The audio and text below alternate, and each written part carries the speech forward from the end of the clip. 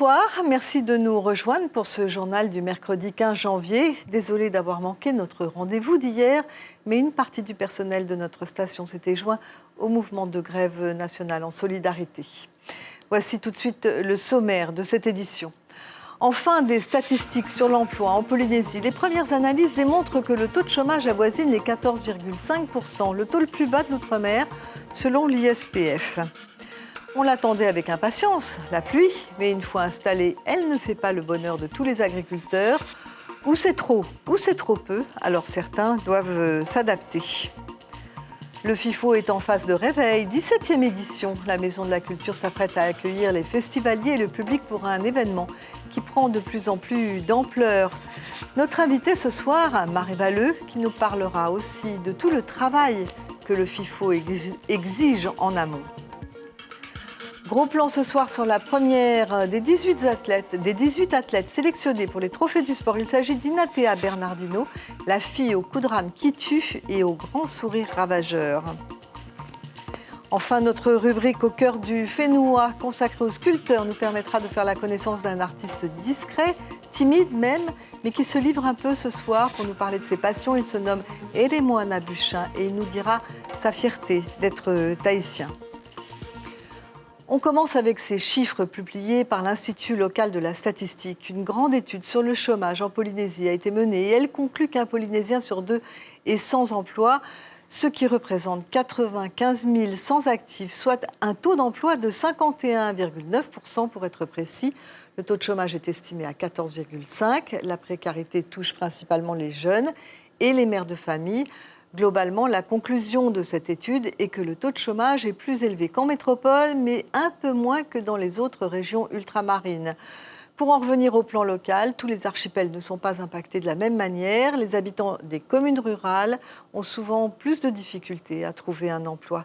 Mélissa Chong et Patita Sabea sont allées à la rencontre d'Edwin Flores.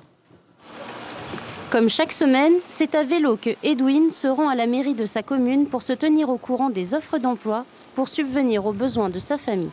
J'ai quitté tôt l'école, j'ai quitté à l'âge 15 ans.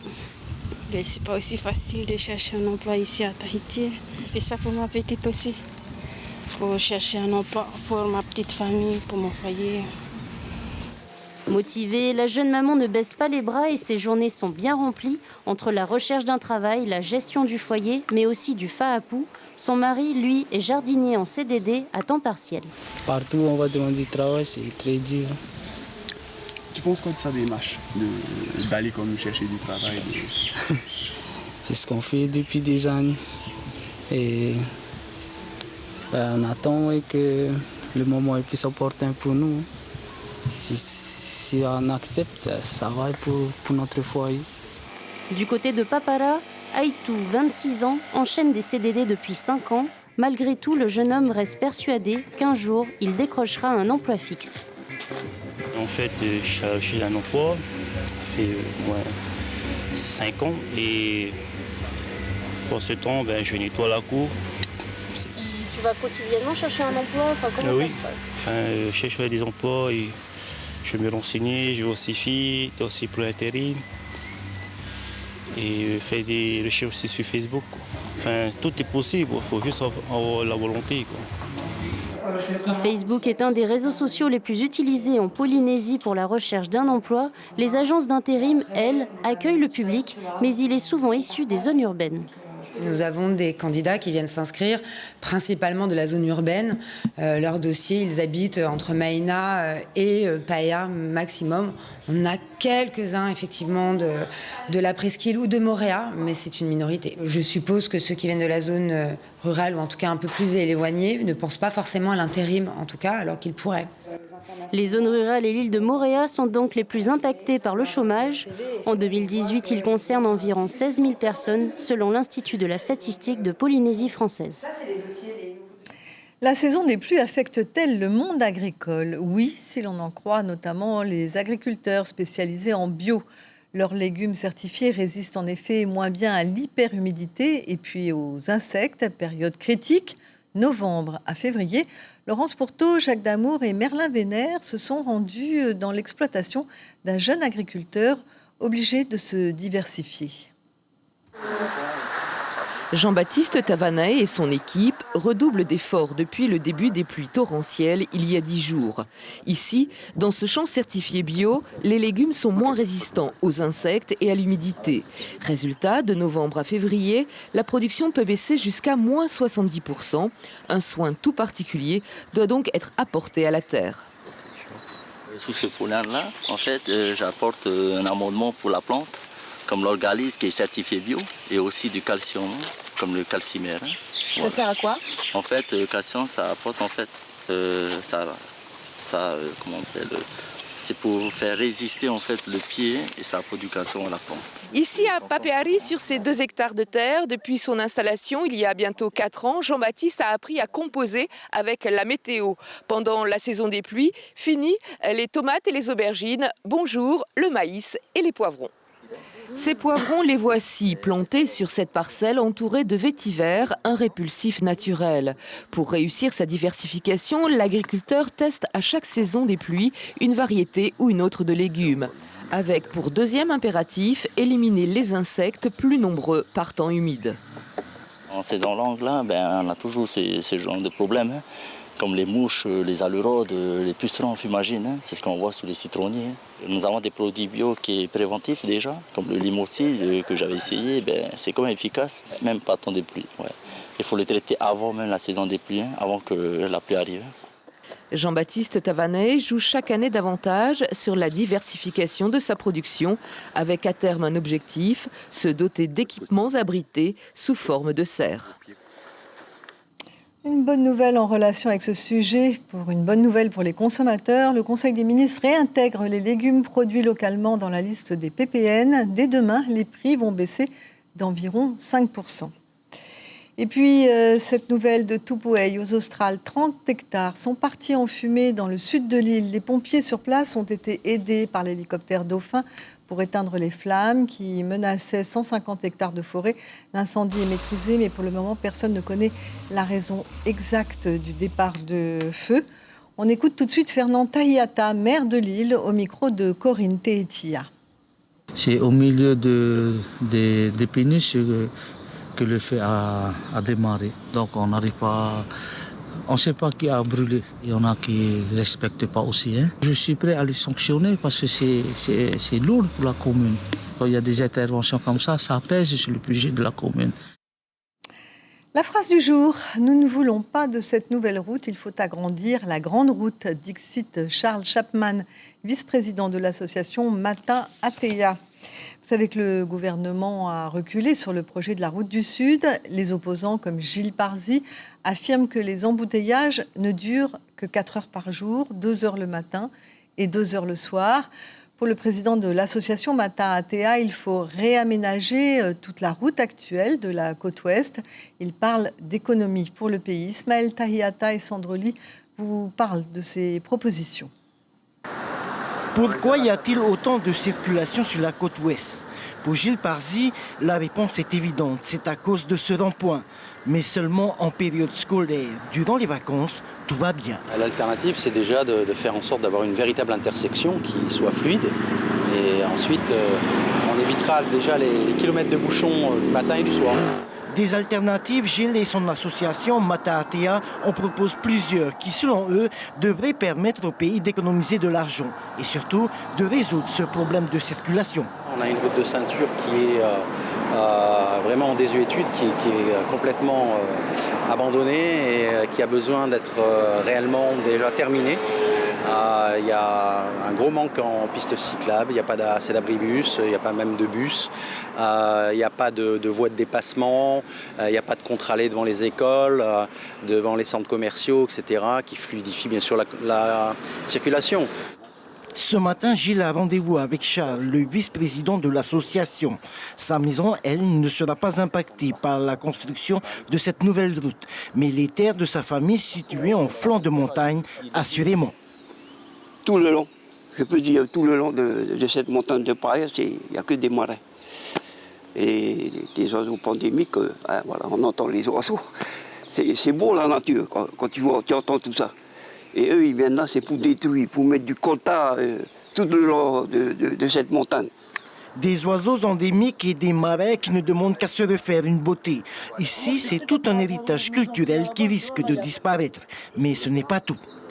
C'est un peu risqué, quoi. Et surtout avec ce réchauffement climatique qu'il y a en ce moment, c'est dur à percevoir ça. Et si jamais il y a un cyclone, ben, tout ce flanc de montagne peut dégringoler dans les maisons. C'est un risque à prendre, quoi. C'est vraiment dur à... Le gouvernement ne comprend pas ce saccage qu'ils sont en train de faire, là. La mairie de Paea attend toujours la validation de son plan général d'aménagement, un PGA où le projet de route du Sud n'apparaît nulle part. Donc pour l'instant, c'est silence radio. Le maire attend la confirmation de la reprise du projet avant toute déclaration. Akajou est décédé dans sa 90e année. Il a été enterré aujourd'hui au cimetière chinois de Haroué. Le célèbre restaurateur qui a réinventé la cuisine chinoise de Tahiti n'était plus vraiment au fourneau ces dernières années. Mais il a ouvert des lieux qui sont restés célèbres et dans lesquels on se régalait. 5 restaurants au total. Akajou, plus qu'un cuisinier, une institution. Thomas Teri Teporuarai et Tea Aunoa nous propose ce portrait en forme d'hommage. En quelques pas de danse devant son fourneau, Hyukatsu a vite fait de résumer sa carrière, son obsession de la créativité et son amour pour ce qu'il faut bien appeler la cuisine chinoise à la sauce tahitienne. Toute sa vie durant, il était Akajou, un défaut de prononciation de son entourage tahitianophone, Hyukatsu, Akajou. Il en a peut-être gardé quelque chose d'aigre-doux car ce n'était pas dans ses plans de s'appeler ainsi. On m'avait demandé de prendre un nom à consonance française. J'avais entendu parler de Napoléon Bonaparte. J'en étais très admiratif. J'ai donc choisi celui-là. La mère supérieure m'a répondu « Ce n'est pas un nom pour toi, c'est pas catholique. J'ai choisi celui-là, Bonaparte, point barre. » Empereur, il le deviendra finalement à sa manière. Et puis l'Empire du Milieu, ses parents y ont vécu avant de s'installer à Raiatea. Entre la poire et le fromage, il opte pour la cuisine à 17 ans. Il en parle d'ailleurs dans son livre, avec ses fameuses rencontres, celles qui pimentent une vie. Le Charles de Gaulle, Jacques Chirac, surtout mon ami Walt Disney. Avec d'autres, on lui doit le fameux Ma'atinito, littéralement le plat chinois, celui que l'on déguste à la fortune du pot. Comme toutes les entreprises, on fait une entreprise, c'est pour gagner de l'argent, quoi. Mais moi, moi, je suis un peu différent. Moi, je fais ça par amour, parce que j'aime ce métier-là. En 2012, à plus de 80 ans, le grand chef estime devoir cesser de tirer les marrons du feu, au sens noble du terme. Je suis un homme heureux dans ce métier-là, avec tous les amis que j'ai connus, et je suis un père comblé de bonheur avec tous mes enfants. Avec ce maître mot, l'amour du métier, une passion dévorante pour la bonne chair et tout un patrimoine qui profite à la postérité. Il faut faire chaque plat avec beaucoup d'amour, tu vois. Et quand le plat elle est prête, tu sens que le plat sort et ton amour qui suit avec le plat. Et enfin, Akajou, c'est surtout une conviction qui lui est propre, digne d'une fin de repas servie avec fougue. L'art culinaire est celui qui nourrit le mieux son homme. Il était âgé de 90 ans.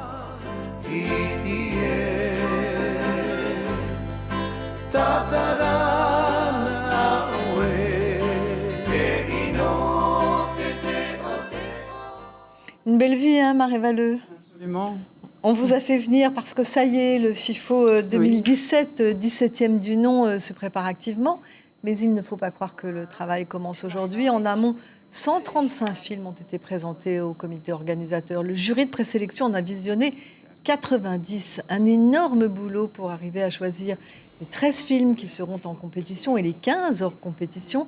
Et puis il y a tout le reste, les ateliers, les conférences, les rencontres, les invités à soigner, dont Éric Barbier qui sera le président du jury cette semaine. Alors Maréva, vous êtes encore cette année la chef d'orchestre de cet événement qui s'étoffe chaque année un peu plus. Un mot d'Éric Barbier, qui est-il? Oui, effectivement, c'est encore une année où je suis là avec grand plaisir.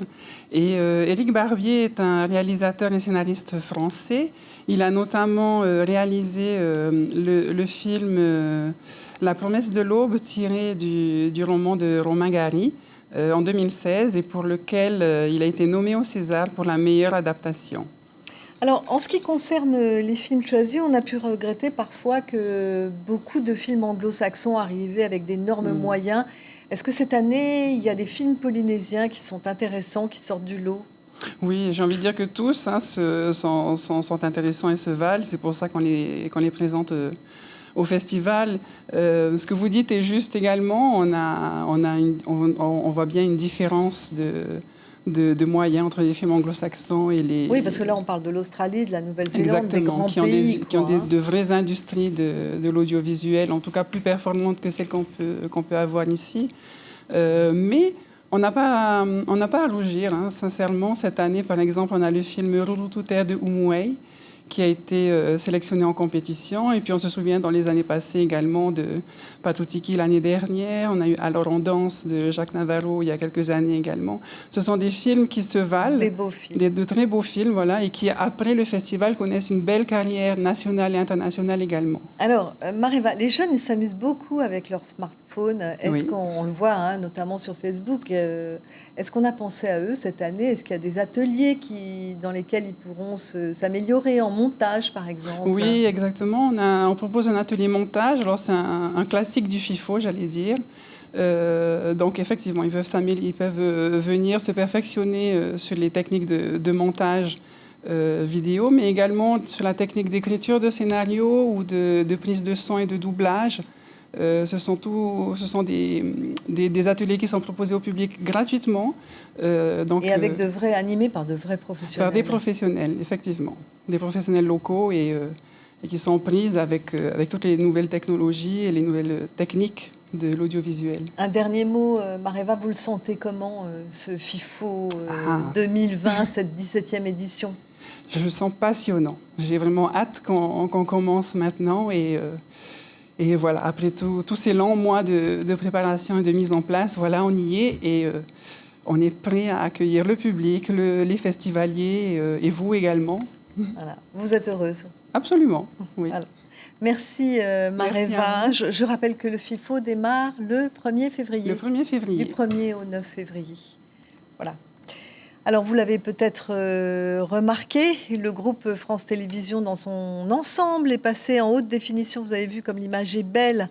Haute définition, c'est ce qu'on appelle la HD. Sur le satellite, cette bascule a demandé 2 ans de travail à nos techniciens maison. Tout a été renouvelé. Les régies, les plateaux, les caméras et les moyens de transport des signaux satellites.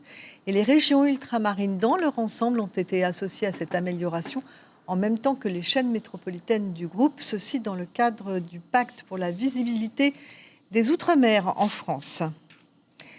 Les trophées du sport. Nous débutons ce soir notre série de portraits consacrés aux champions qui se sont particulièrement distingués en 2019 et honneur à la jante féminine, car c'est Inatea Bernardino qui ouvre le bal.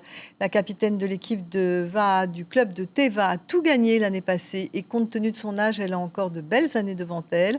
Marouki Dury l'a rencontrée et a même ressorti quelques archives. Punaise, je vais avoir 32 là, j'ai 31. Elle a traversé 2 décennies en dominant son sport, lancé dans la discipline par son père dès son plus jeune âge. Aujourd'hui, Inatea Bernardino détient le plus beau palmarès du VAA féminin. C'est grâce à lui que je suis arrivé à ce niveau-là. C'est lui qui m'a appris tout, hein, le coup, comment gérer ta course, comment te gérer toi-même. Je lui dois tout. Sa plus grande déception, c'était il y a 2 ans, à domicile, lorsqu'elle perd son titre mondial sur 500 mètres. J'ai donné tout ce que je pouvais et au dernier mètre, je sentais la fatigue de toutes les couches d'avant. Mais en 2019, Inatea revient plus forte et décroche son 10e Teaito, une performance inscrite dans la légende. J'avais un peu peur, mais c'était le meilleur Teaito. J'ai eu pour à peu près 3 minutes de différence et j'ai savouré cette victoire comme il le fallait. Également championne du monde sur longue distance, la rameuse de Teva est bel et bien revenue au top. De retourner au podium, mais la première marche, c'est toujours bien. Mais là où la meilleure rameuse du monde se sent le mieux, c'est chez elle à Vairao, la commune qui l'a vu grandir. Dès que tu as un rapport avec l'eau, que ce soit en surf, en foil et tout, tu essaies toujours de t'adapter. Et le fait de t'adapter, ça t'aide toujours au niveau de ta vision pour les compètes au niveau du VA. Son terrain de jeu est aussi son terrain d'entraînement, sa vision alliée sport et plaisir. Je ne pense pas que je puisse vivre en ville. Déjà de me dire de mettre ma pirogue sur mes racks et d'y aller, je ne suis plus motivée là du tout. Être sur l'eau ou dans l'eau, c'est vital pour Hinatea Bernardino. Celle qui est devenue au fil des années la reine du VA n'a désormais qu'une idée en tête, garder le bon cap et profiter de la vie. Moi, je traverse la route, je suis chez mes parents, j'y vais, tu vois, et à la presqu'île, oh, encore mieux.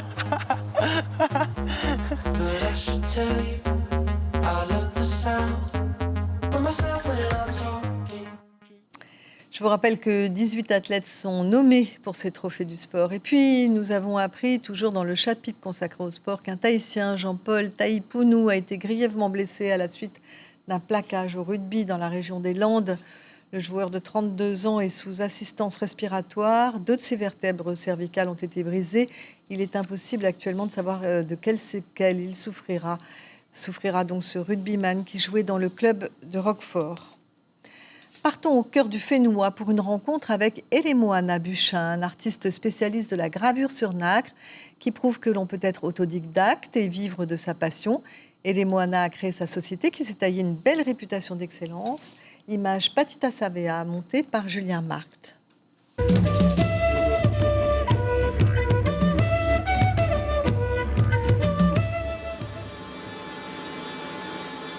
Voici un touche-à-tout que nous rencontrons dans son petit atelier du quartier Oviri à Papeete. Heureusement, il doit déménager très bientôt car cet endroit, celui de ses débuts, n'est plus assez vaste pour abriter son talent. Eremoana Buchin, 37 ans, a créé sa propre société et fait exactement ce qui lui plaît, du dessin, de la sculpture et de la gravure sur nacre. Il en vit dignement sans être riche, mais lui se considère comme largement nanti. Nous, Tahitiens, Polynésiens, on est riches. On est riches parce qu'on a chez nous, on peut tout avoir. On ne peut pas normalement mourir de faim ni mourir de soif. Il y a ce qu'il faut, il y a du poisson, il y a du taro, il y a des fruits. On a la chance d'avoir tout ça. Et pourquoi vouloir avoir de l'argent dans les poches alors que ça ne sert à rien? On ne peut pas manger de l'argent. Son travail est très minutieux et souvent, Eremoana rêve de se lancer dans de grandes sculptures, de toucher de grandes pierres, de transpirer sous l'effort. Il y viendra. J'ai pas vraiment de préférence, sauf que j'aime toucher à tout. Et je suis très curieux de travailler sur des produits que je connais pas. D'ailleurs, c'est par le dessin et la peinture qu'il a commencé, réalisant au passage ses œuvres très personnelles et dont il ne veut pas se séparer. Mais il a su très jeune que donner une forme à la matière serait sa voie première. Un jour où j'ai vraiment été attiré par aller sur du 3D, c'est quand en primaire on nous a donné une savonnette et qu'il fallait faire une sculpture en 3D. Donc là, je pense que tout a déclenché dans ma tête. Et aussi j'ai eu la chance de grandir dans une famille d'artistes. Plus que son art, effectivement, sa famille est son ancrage et il se déclare heureux, tout simplement. J'ai réussi à tracer ma vie et c'est que du bonheur, quoi. Et ça, il n'y a aucune limite. Il n'y a aucune limite. Un peu timide, Eremoana se lâchera pourtant devant l'un de ses tableaux, nous en expliquant la symbolique, l'histoire d'un homme qui se protège dans les méandres de sa vie. Ce journal se referme et je vous en rappelle l'info principale. L'ISPF publie sa première grande enquête sur le chômage en Polynésie. Des indicateurs chiffrés qui laissent à penser que la situation n'est pas aussi catastrophique qu'on pouvait le penser, puisqu'il semble que le taux officiel du chômage ne dépasse pas 14,5%. Voilà pour l'info sur Polynésie la première. Notre confrère de la Tépêche va titrer ainsi son édition de demain. Je découvre en même temps que vous Quand l'humour enflamme la toile, il doit parler donc d'un humoriste qui va se produire sur le Fénois. Voilà, merci de nous avoir suivis. Demain soir, nous vous retrouverons avec Thomas pour les infos télévisées. Les journaux radio seront présentés par Ibrahim et Carlos. Très belle soirée à tous en notre compagnie avec au programme un doc sur l'Égypte vue du ciel et ensuite un portrait complet de Nelson Mandela, devenu le symbole de la lutte contre l'apartheid. On se quitte sur les images du dernier FIFO. À demain.